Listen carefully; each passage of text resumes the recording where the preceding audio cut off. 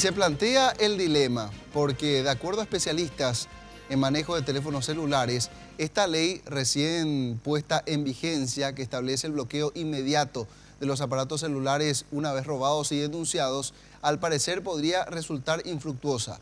Eso dicen algunos especialistas y explican esa posición diciendo que los teléfonos pueden ser desbloqueados y puestos nuevamente para el uso de otra persona.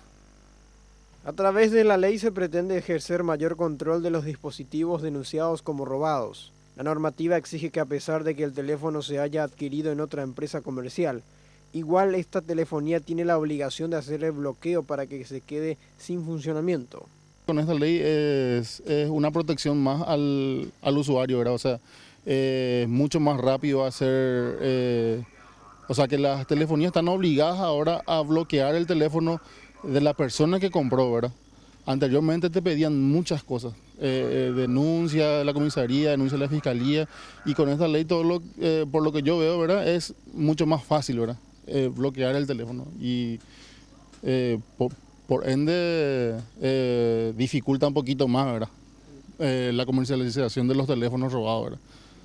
Sin embargo, técnicos en reparación de celulares explican que fácilmente se puede desbloquear a través de un software que se adquiere comúnmente en el mercado de Ciudad del Este. Comprar una de esas cajitas con todos los accesorios te cuesta más o menos 2,5 millones, 3,5 millones, ¿verdad? Pero que es muy rentable. Necesita aplicaciones, ¿verdad? Para poder... Sí, son todas aplicaciones, ¿verdad? O sea, una cajita te sirve para el cambio de email, desbloqueo, flasheo, actualizaciones y todas esas cosas. ¿Se vende legalmente en Ciudad del Este? Sí, legalmente prácticamente se vende porque te venden con factura y todas esas cosas. Algunos de estos softwares son Z3X, Sigmabox y OptoPlus, y existe un tutorial incluso que permite la posibilidad de desbloquear o flashear. Para el técnico la ley ayudará, pero el control se pierde con los que siguen trabajando con teléfonos robados. Inclusive la empresa proveedora de servicios deberá tener un registro de la fecha de la denuncia y en el caso de que una persona pretenda habilitar el equipo, la prestadora de servicios debe remitir los datos al Ministerio Público. Lo que se bloquea es el email, ¿verdad? El email es más o menos como un documento de identidad del teléfono, vendría a ser la cédula de identidad del teléfono.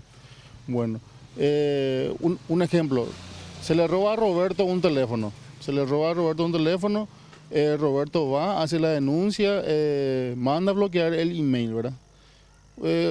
Ejemplo, ¿verdad? Con terminación 315 en el teléfono. El que encontró o el que robó el teléfono va al mercado y por 20.000, 30.000 guaraníes, dependiendo de la marca y modelo del teléfono, hace un cambio de email.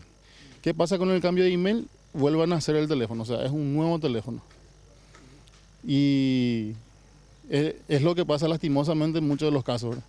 Con relación a la ley que tiene 90 días para ser reglamentada por el Poder Ejecutivo, en el caso de que las empresas telefónicas no cumplan con lo dispuesto en la ley, la autoridad de aplicación, que es en este caso Conatel, determinará las sanciones que correspondan conforme a lo establecido en la ley número 642 del 95 de telecomunicaciones. Bueno, puesto así el tema, parece inútil la ley que pretende bloquear los teléfonos celulares que hayan sido robados o que se hayan extraviado. Para el proyectista de esta legislación, el espíritu en realidad es la de disminuir el robo de estos aparatos electrónicos y es difícil, lo admite, el poder controlar si es que un equipo fue nuevamente operativizado luego de su robo. Así es, y fuimos directamente a la fuente, que es el proyectista de esta ley. Hablamos de Edgar Acosta con relación a este vacío legal y técnico que se arma dentro de la ley, teniendo en cuenta de que cómo se podría comprobar si una persona cambió el email y cuántas veces lo hizo y si pudo reactivar nuevamente el teléfono. Esto se puede dar solamente con un peritaje profundo con expertos y así determinar esta situación. Lo que busca la ley en realidad es poder desalentar los robos de los teléfonos celulares y así poder trabajar en un marco de legalidad y poder detectar a las personas que están tratando de comercializar teléfonos robados. Esto decía el diputado Edgar Acosta con relación a este polémico proyecto de ley. Porque la ley prevé que vos te acercas a la telefonía, querés habilitar un aparato telefónico, registrar todos tus datos y la telefonía está obligada a remitir tus antecedentes a la fiscalía. Entonces acá también una concienciación, no va a haber ladrones si no hay compradores. Entonces tenemos que profundizar con esto. Y a los detractores de la ley, los que dicen que puede ser cambiado el email, que va a ser utilizado como repuesto, les respondo de la siguiente manera. Lo que no podíamos es quedarnos de brazos cruzados, algo teníamos que hacer. Y si van a hacer ese procedimiento, como muchos dicen, en el Mercado 4, en la galería, esta es una herramienta para la Fiscalía y para la Policía Nacional, para que se vayan a esos lugares y certifiquen y verifiquen si se está haciendo eso. Y si comprueban, ya tienen una ley para aplicar para que esas personas que reducen aparatos telefónicos robados vayan a la cárcel. En la reglamentación podría decir que las telefonías, las operadoras deberán habilitar una oficina especial para darle un seguimiento a los clientes donde requieran sus números de email, donde van a tener registrado cada uno de los emails independientemente de que haya adquirido ahí. Y si ocurre la eventualidad de que se robe ese aparato telefónico o se te extravíe, ellos ya van a tener en su base de datos para bloquear el aparato. Para que esto quede efectivamente en el tiempo bloqueado el aparato y eliminado del sistema de uso, tienen que después ir el usuario con la denuncia policial. Claro. O sea, la denuncia policial tiene que ser presentada después para darle sustento, porque si no te puede bloquear momentáneamente, pero si no presentas en los 48, creo que claro, 72 horas establece la ley, vuelve el aparato a funcionar.